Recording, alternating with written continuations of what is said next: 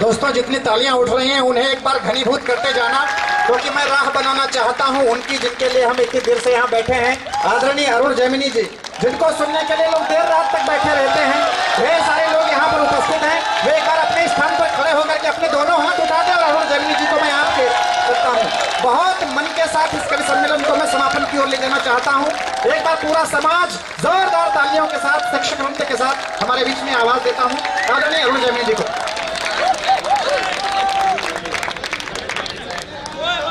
बीच में बैंक के बैनर को भी क्लोज कर दें। अच्छे मंच को और युवा साथियों को प्रणाम करता हूं। आदरणीय नंद किशोर गर्ग जी बैठे हैं। प्रिंसिपल साहब कहाँ चले गए? ना कभी वो भी ऑनलाइन चले गए हों।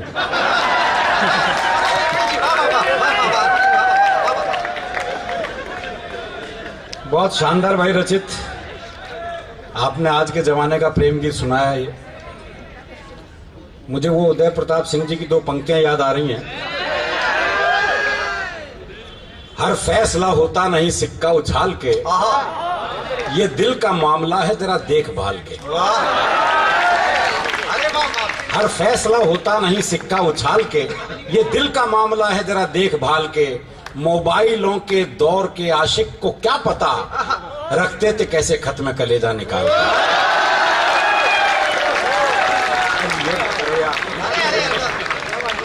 ये इतनी पहन ली गई आज, ये रहने ही दो बस। तो भैया ये मामला अलग ही है बिल्कुल। फेसबुक पे जो ये ऑनलाइन बैठे हैं, वैसे फेसबुक क्या है, वो फेक बुक है जी। यथार्थ में तो यही है। सच में आप देखो फेसबुक पे ये पद्मिनी अगर ये डाल दे स्टेटस कि आज मैं रोडवेज की बस से ऑफिस गई, उसके बाद कमेंट पढ़िए आप, सो स्वीट।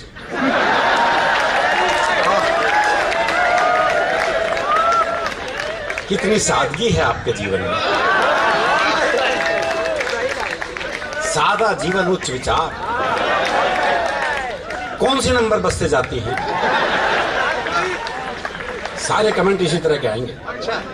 और यही बात ये राहुल डाल दे कि आज मैं रोडवेज की बस से ऑफिस गया, फिर नीचे कमेंट पढ़िए आप, तो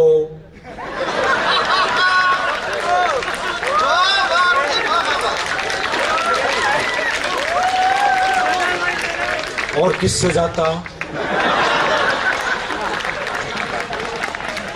तेरी औकात ही यही है।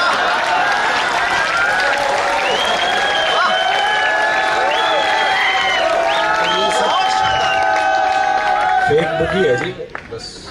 बहुत बढ़िया, पर गीत इसमें बहुत बढ़िया पढ़ा हो प्रेम का। सबने इतना बढ़िया पढ़ा, इतने युवा लोग कमाल। प्रख्यात ने क्या बढ़िया ओजस्वी पढ़ी है। पहले कृष्ण आया, मैं तो शुक्र था कृष्ण था, कन्हई नहीं था। आजकल कन्हई का बड़ा खतरा हो गया, कृष्ण तो दिखे जाए। कन्हैया कन्हैया, वो एक ही बात है बस। खैर जी, हंसाने के लिए तो आजकल वैसे मोदी जी भी खूब कमा रहे हैं। ये सही बात है। वो जब हरियाणा में चुनाव हुआ, उन्होंने जगह जगह भाषण दिया था, शौचालय बनाएंगे शौचालय बनाएंगे। उसके बाद वो महाराष्ट्र चले गए चुनाव में, बोले ना खाऊंगा ना खाने दूंगा। बताओ शौचालय बना क्या करेगा भाई।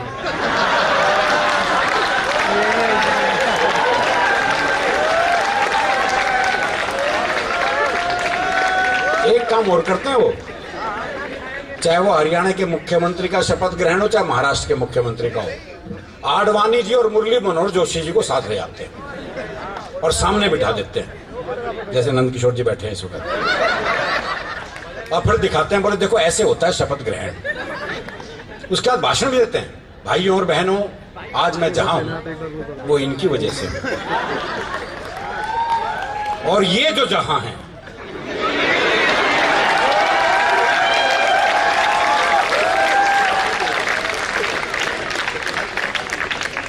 और राहुल गांधी का तो जिक्र ही क्या करूं। वो जब मई में छुट्टियां मना के हिंदुस्तान आए थे, तो आते उन्होंने किसान रैली को संबोधित किया था दिल्ली में। आपको पता है वो जो कम मुआवजा मिला था, उस रैली के बाद किसानों ने 100 रुपए सोनिया जी को दिए। तो सोनिया जी बोली मुझे क्यों दे रहे हो? बोले फसल तो आपकी भी नष्ट हुई है।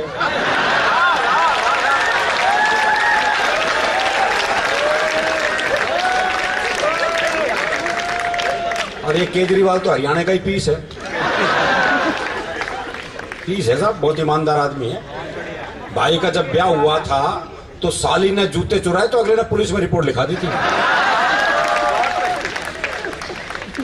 जब वो शीला दीक्षित को हरा के मुख्यमंत्री बने थे तब मैंने 2 पंक्तियां लिखी थी कि जब से आम आदमी पार्टी ने तोड़ी है पुरानी राजनीतिक रीत, तब से अरविंद केजरीवाल का नया नाम है शीला जीत।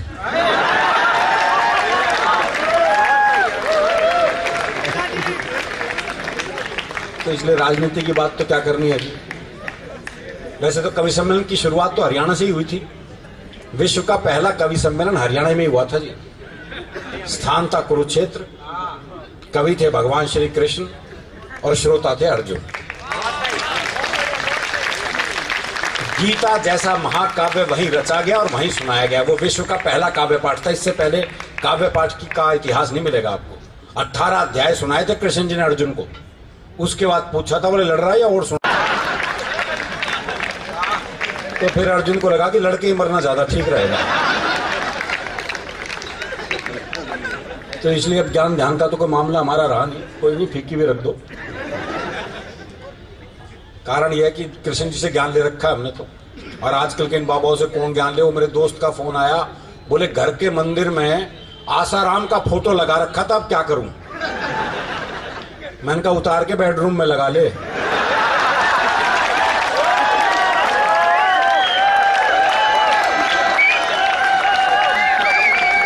बोले वहां तो पहले से नारायण दत्त तिवारी का लगा हुआ है।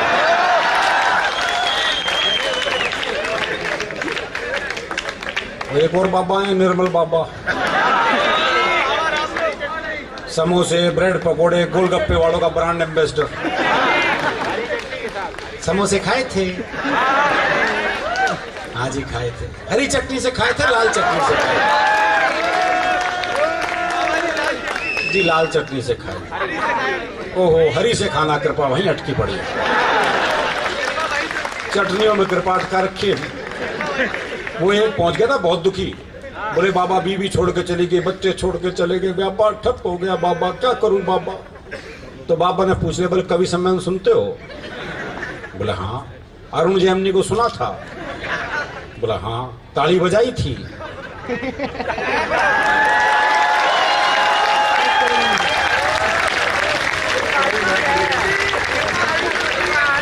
पता नहीं जी कृपा का आंच की पड़ी है। एक फिर वो हरियाणा का रामपाल बाबा, पूरी मिलिट्री बुलानी पड़ गई थी गिरफ्तार करने के लिए। अगले के पास खुद की इतनी फोर्स थी। तो वहीं एक पुलिस वाले ने एक मीडिया वाले को पीट दिया था। आपने टीवी पे वो दृश्य देखा होगा, खूब बबेला मचा था। तो मैंने उस पुलिस वाले से पूछा, मैंने कहा मीडिया वाले को क्यों मारा?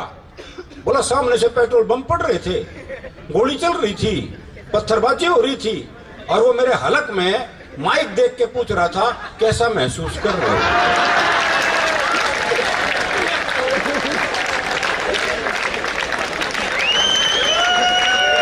मैंने तो बस ये बताया था मैं कैसा महसूस कर रहा हूँ। तो इसलिए बाबाओं का भी जिक्र नहीं करेंगे। क्या है कि हरियाणा दरअसल फुर्सत में रहता है, हरियाणा का आदमी इसलिए हास्य रस में रहता है। हास्य के थोड़ी फुर्सत चाहिए। वो एक नगर रिक्शे वाले को आज दी, बोले खाली है? बोले हाँ। बोले आप फिर ताश खेलते हैं।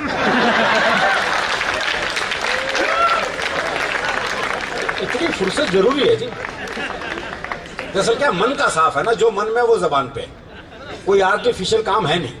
वो एक मुकदमा चल रहा था, ताई गवाही के लिए आई। अच्छा, दोनों वकील उसी के गांव के। तो पहले वकील ने पूछ लिया, बोले ताई मुझे जाना है। खूब जानो हूं, गुलाब सिंह का छोरा है तू, 1 नंबर का झूठा, तेरी लुगाई तक तो छोड़ के चली गई थी। बेचारा वो वकील सन्न रह गया साहब। उसने दूसरे वकील की तरफ इशारा कर दिया और ताई से जाना है। अच्छी तरह जानो हूं, करनैल काने का छोरा है वो, 1 नंबर का याश, तेरी लुगाई से भी इसका चक्कर था।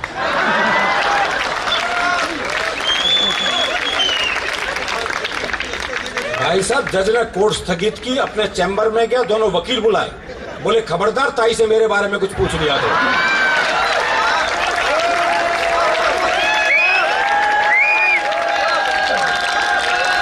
साफ मामला है। समय का ध्यान मुझे ही बता देना भाई। समय का ध्यान मुझे भी रखना है।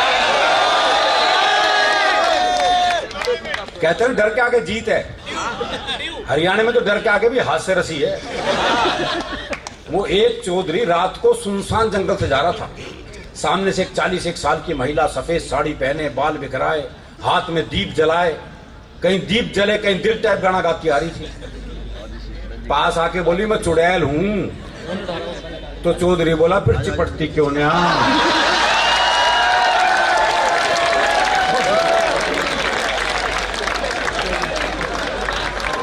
बता ऐसा चुड़ैल भी क्या कर लेगी। तो अद्भुत मामला है। बैठ जाइए सर, कोई नहीं। गई बाद में डिनर भी रखा था क्या जी? डिनर के हिसाब से आए वो तो। बोले अब तक तो शुरू हो गया होगा। जल्दी करते हैं जी, कोई चिंता नहीं। दरअसल जीवन में यह संवादहीनता के दौर में जी रहे, हम आपस में बात नहीं करते, इसलिए हास्य कम होता गया है। अपने अपने उलझनों में उलझे। संवाद बहुत जरूरी है। वो एक बुजुर्ग महिला बस में चढ़ी तो किसी ने सीट नहीं दी उसे, तो ड्राइवर को दया आ गई, उसने बोनट पे बिठा लिया। थोड़ी देर बाद 30-35 साल की सुंदर सी महिला चढ़ी तो सारे सीट देने को तैयार, और वो महिला बैठने को तैयार नहीं। तो बुढ़िया बोनट पे से बैठी बैठी बोली, अरे बोले बैठ जा, कुछ साल बाद बोनट पे ही बैठना पड़ेगा।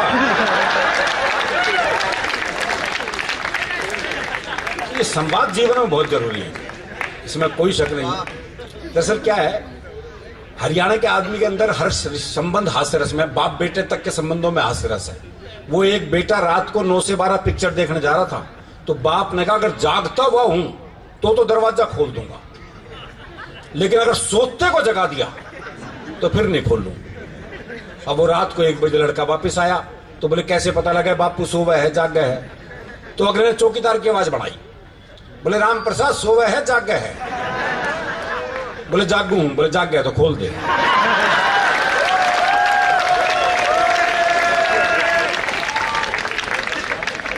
तो ये मस्ती बिल्कुल अलग है जी, मैं जानता हूं इस मस्ती को। प्रेम की इतनी बातें हुई आज, दिल्ली दिल वालों की है बताया पद्मनी ने।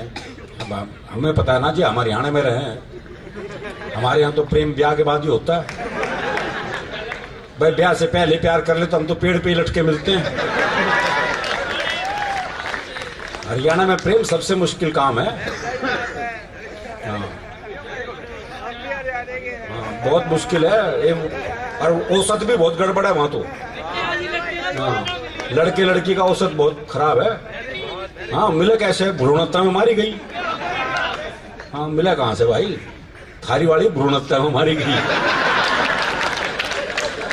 बहुत दिक्कत है, बहुत बुरी स्थिति है। वो एक का नया नया ब्याह हुआ तो दूल्हा दुल्हन को छत पे भेज दिया। अच्छा, वहां उसने देखा लुगाई बड़ी सुथरी है, बोले लड्डू खावेगी।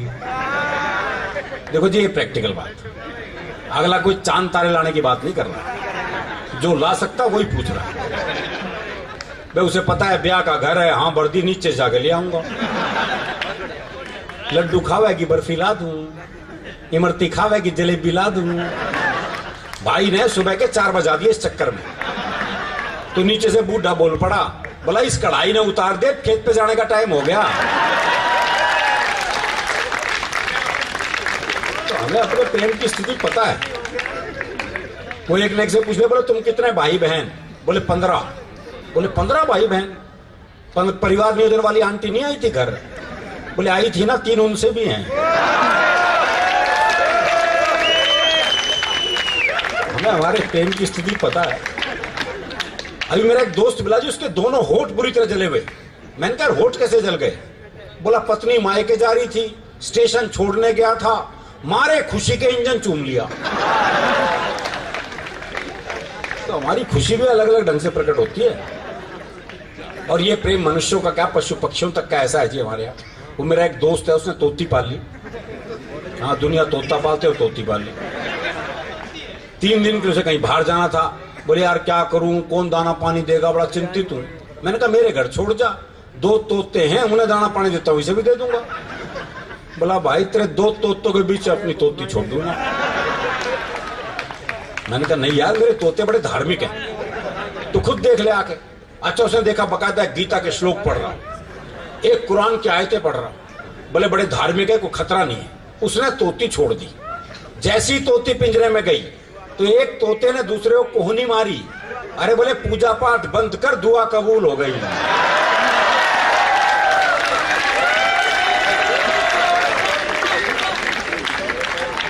तो हमारे यहाँ तो पूजा पाठ भी क्या निकलेगा कोई भरोसा नहीं है जी, क्योंकि हम कितने धार्मिक है ये हमें पता है। जब हम मंदिर जाते हैं जूते ऐसी जगह उतारते हैं जहां से भगवान भी दिखता है और जूते भी, बल्कि जूतों का दिखना ज्यादा जरूरी है। हाँ, भगवान तो कल भी वहीं मिलेगा। तुम्हारा धार्मिक मामला बिल्कुल अलग है। वो एक हरियाणा का बूढ़ा मरण न हो रहा था, तो एक ने कहा मरण न हो रहा, अब तो राम का नाम ले ले। अरे बोले के नाम ले लूं, 15 मिनट बाद आमना सामना ही ना बोलेगा। अच्छा, हमारे यहाँ वृद्धाश्रम की भी समस्या नहीं है, बुजुर्गों पे मुक्तक पढ़ रहा था सुदीप। हमारे यहाँ ये समस्या नहीं है। हमारे यहाँ अगर बूढ़े को पता लग जाए वृद्धाश्रम में छोड़ के आने वाला है, तो बाप खुद बेटे को अनाथालय छोड़ गया है। बोले जमा कर लो, इसने मेरा ना आई हो। तो हमारी संस्कृति थोड़ी अलग है। एक क्या अभी टाइम नहीं हुआ किसका? अच्छा, हमारे यहाँ काम वही कर सकता जो हरियाणा का, जैसे डॉक्टर है, कोई और प्रदेश का जाके वहां डॉक्टरी करने लग जा, कर ही नहीं सकता, क्योंकि मरीज बीमारी ऐसी बताओगा। तो डॉक्टर साहब कार्ड दे, में कुछ धुम्मा सा उठा है।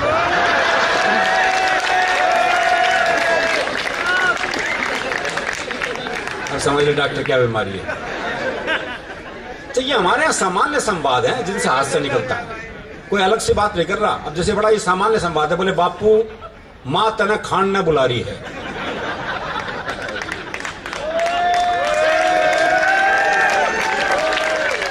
बोला बाकी खा लिए।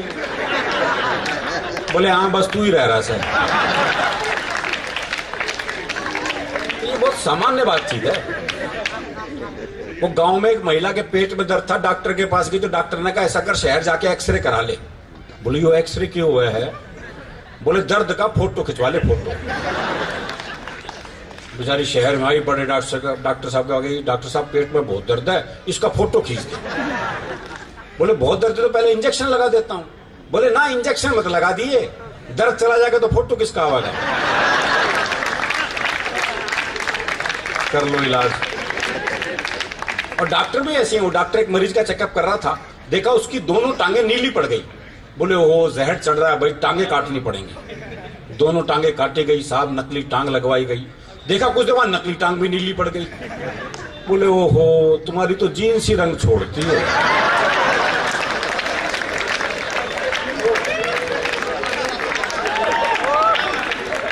यार बड़ा घुमा के इलाज करते हैं, डायरेक्ट इलाज भी नहीं होता। वो एक के बहुत खांसी थी, डॉक्टर के पास गया, डॉक्टर जुलाब की गोली दे दी। बाद में कंपाउंडर ने कहा बोले ये क्या जी, उसकी तो खांसी थी, आपने जुलाब की गोली दे दी। बोले कुछ नहीं, साला खांसने से पहले 100 बार सोचेगा।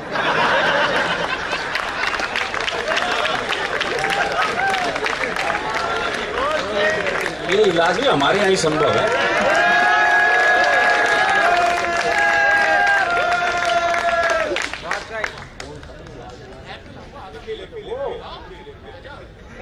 वो कविता मैं सोच रहा था, तुमने सबने प्रेम की बात करी तो मैं भी कर लूं, कॉलेज के दिन याद कर लूं।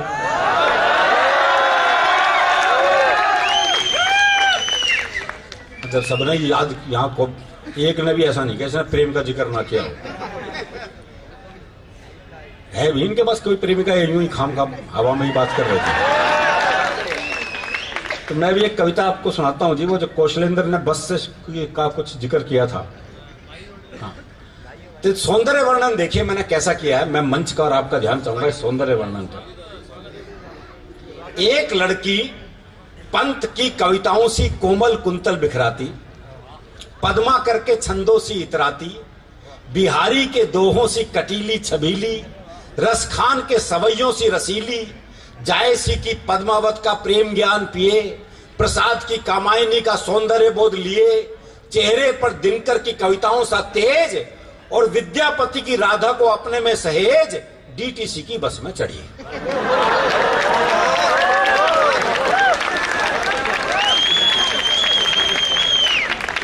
अरे जी एक बार फिर से सुना दो। ये जो खुर्जा के आसपास जो रामलीलाएं होती हैं ना, उसमें पंडित जी मंच पे खड़े होते हैं, वो बताते रहते हैं रावण तू ये कह, अंगद तू ये कह।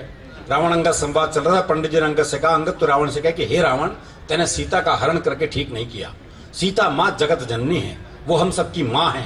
राम साक्षात विष्णु के अवतार हैं। अभी भी समय है, तू चेत जा और माँ सीता को वापस लौटा दे। अगर तेने ऐसा नहीं किया तो तेरी खैर नहीं। अब इतना लंबा डायलॉग अंगद भूल गया। बोला हे रावण, जैसे जैसे पंडित जी कह रहे हैं वैसा वैसा कर दो।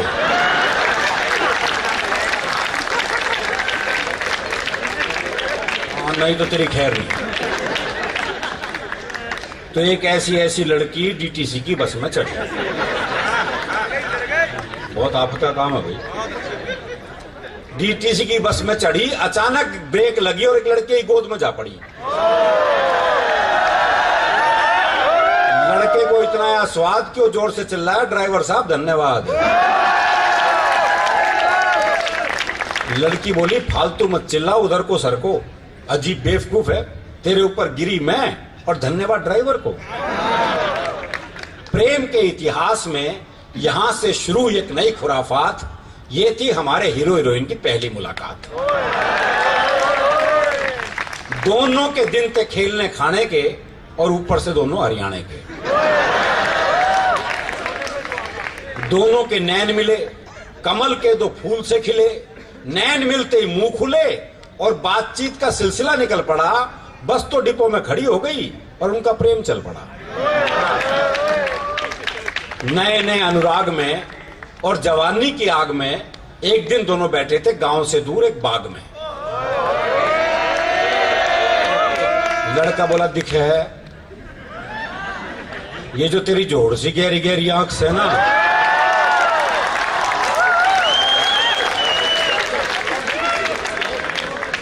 जी करैसन में डूब जाओ।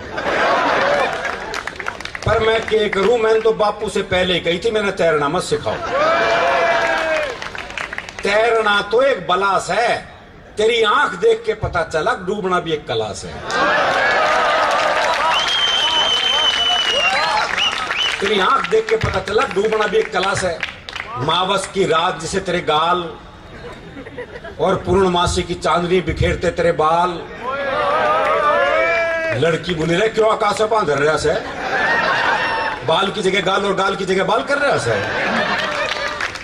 लड़का बोला रे के करा, तेरी सुंदरता देख के इतना फूल गया कि उपमाओं का क्रम ही भूल गया। खैर हुक्के की चिलम में धरे जलते अंगारे से होंठ। हुक्के की चिलम में धरे जलते अंगारे से होंठ। बोल ले तो विस्फोट, ना बोले तो कालजे में चोट।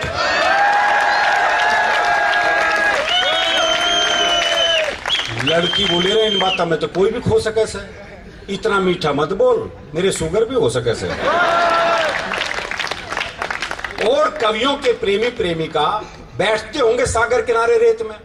हमारे तो हरियाणा के थे इसलिए बैठे थे गन्ने के खेत में।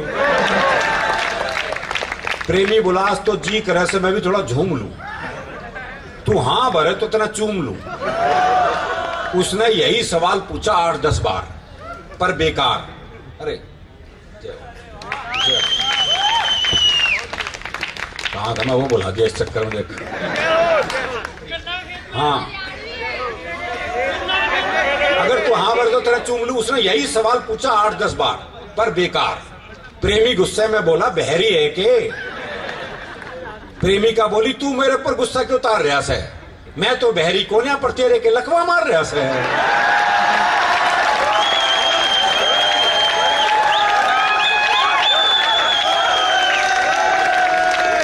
खेत में जब उनके विचार हो गए रंगीले से तो उन्होंने अपने आप को रोका, बोले कल से यहां नहीं मिलेंगे, कल से मिलेंगे टीले पे।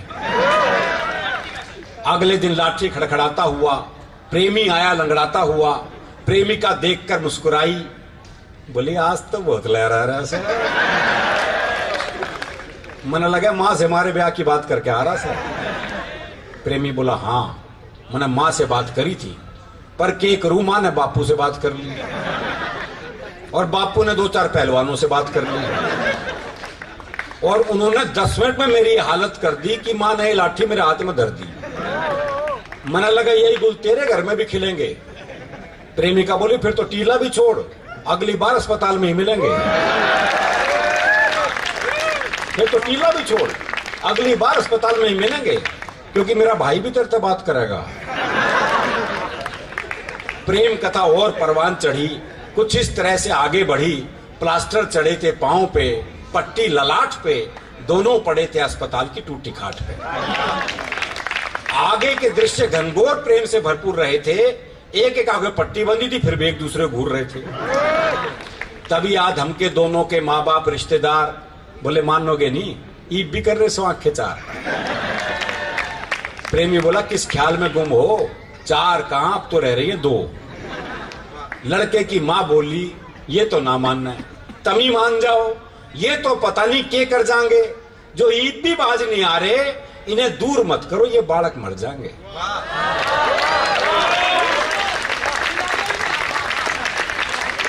दूर मत करो, ये बालक मर जाएंगे। लड़के बोले ये कलेश फटाफट निपटाओ, चलो बाहर ना आओ, खत्म करें इनका राग, बाहर चौकीदार ताप रहा से आग। इन दोनों आके वहीं फेरे करवाओ, हम अपनी छोरी ने ठा रहे हैं, तब अपना छोरा ठाओ। अब उनकी शादी का आंखों देखा हाल दिखाता हूं, फेरे किस तरह पड़े बताता हूं। कविता का अंतिम दृश्य है, फेरे किस तरह पड़े बताता हूं। ध्यान से सुनो कहानी उस रोज की, दोनों के मामाओं ने पकड़ रखी थी बोतल ग्लूकोज की। औरतें शनिचर के दिन मंगल गीत गाने के लिए हो गई इकट्ठी, गठजोड़ की जगह आपस में बांधी दोनों की पट्टी। चौकीदार दूर खड़ा ठंड से कांपता हुआ बड़बड़ा रहा था, और एक रिश्तेदार बड़बड़ाहट के बीच बीच में स्वाहा बोलता जा रहा था। दूल्हा दुल्हन भी बिल्कुल नहीं शर्माए, दोनों एक एक टांग से फेरे ले रहे थे, इसलिए 7 की जगह 14 चक्कर लगाए। इस तरह दोनों को जिंदगी भर की जेल हो गई, और ये प्रेम कहानी भी अन्य प्रेम कहानियों की तरह फेल हो गई। ये प्रेम कहानी